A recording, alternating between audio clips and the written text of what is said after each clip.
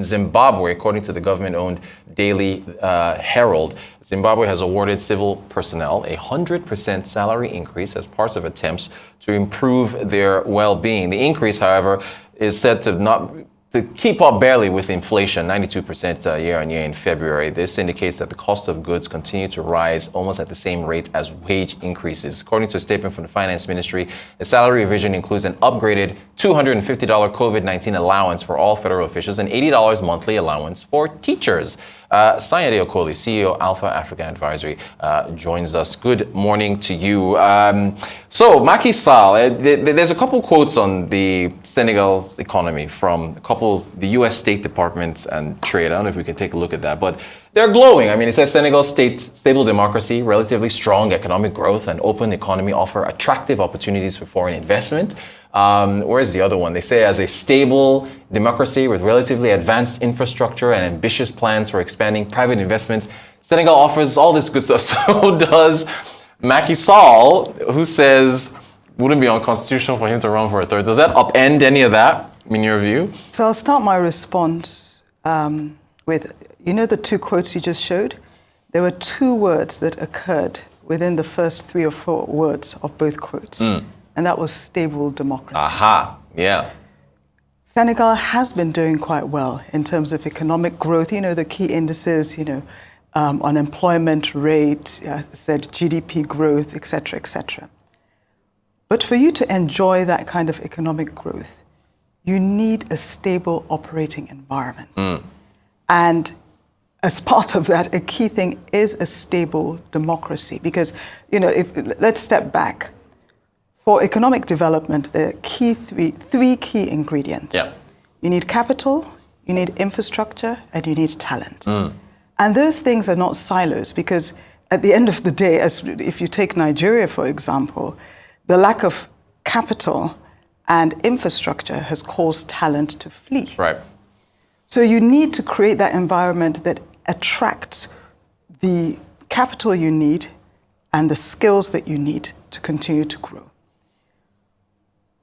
You require political stability, yes, economic stability, and social stability. Yeah. As you know, well, from our understanding of the Senegalese constitution, he is limited to 2 terms. Right. So the moment he tries to run, and for a 3rd term, he could either face what, remember Obasanjo around 2006 to 2007 faced, where the system says no. I would hope so for Senegal's sake, because were he to push himself forward and ensure that he does win, it immediately takes away the first few words they took, which is stable democracy. Yeah. And that will have an impact on social stability and economic stability. Can I bring up China? Is that a fair...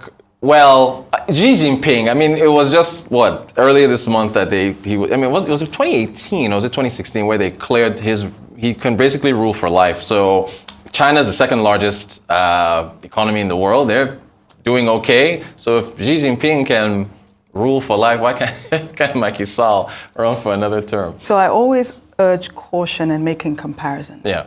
Not least, you don't just look at what has been done. You need to leave enough time to see the outcomes of what has been done. Yeah. So 5 years' time, date on this show, we look at what's happened with the Chinese. Outcome. Yes, exactly, the outcome. Yeah. Then you can begin to say, well, it worked. Right now, we just know it has occurred, but we don't know that it has worked. Do you think there'll be significant pressure domestically and internationally on Macky Sall if he was to push forward with this? Absolutely. Yeah? Yeah. There's a reason there's a constitution. The constitution, it's like the lane on roads, and he's trying to veer off. Oh, gotcha. And, so there'll be signals and alarms and stuff to get back on there. Let's stay back on I like that analogy. Zimbabwe, what do you make of salary increases 100% for the civil servants? Actually, I should have checked this question and asked. Yeah. When are the next set of elections? Is that this? It's either this year or next year. So yeah. So there you go.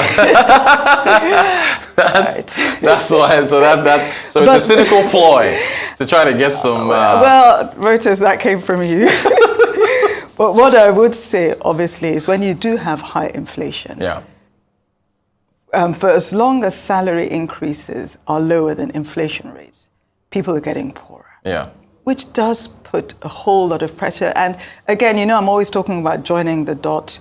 If people are getting poorer, that does have social implications. It also has economic implications because they have less money to spend, Yeah. et cetera, et cetera. So the less cynical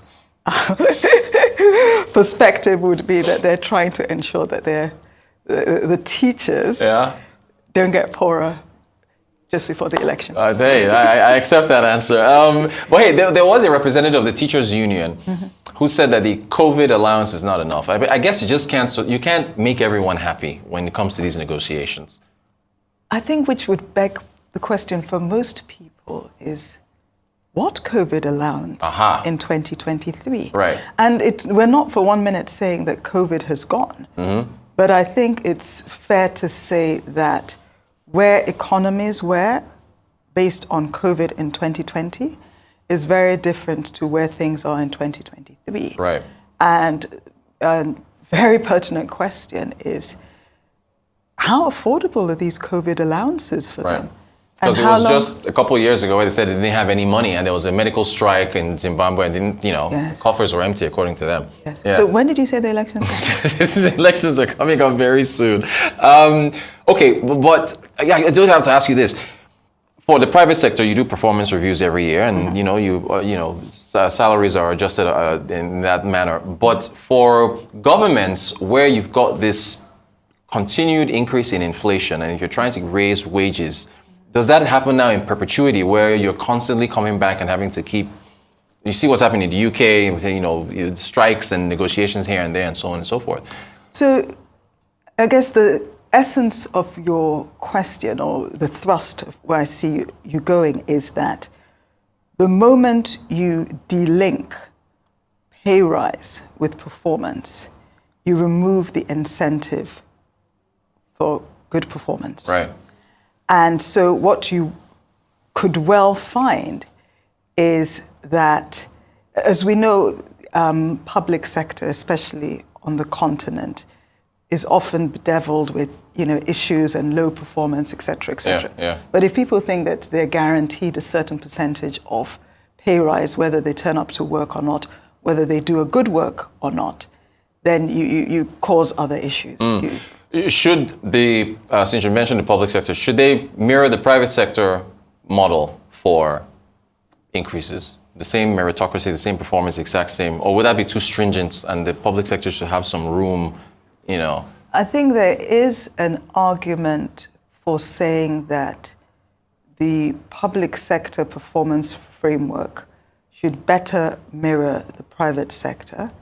Not least, it may well attract a higher quality of talent to the public sector.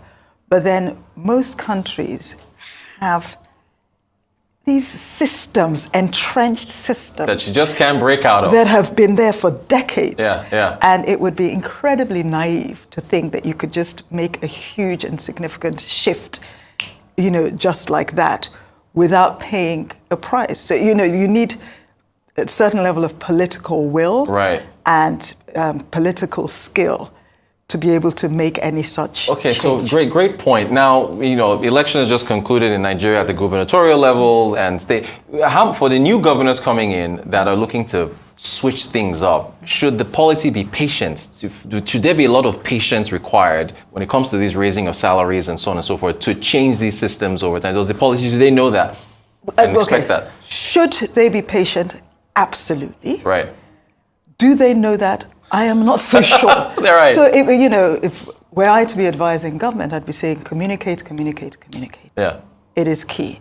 And it's also about building trust, because with everything, for them to be patient, there's a certain level of trust they need to have to know that, yes, you say you're going to do something.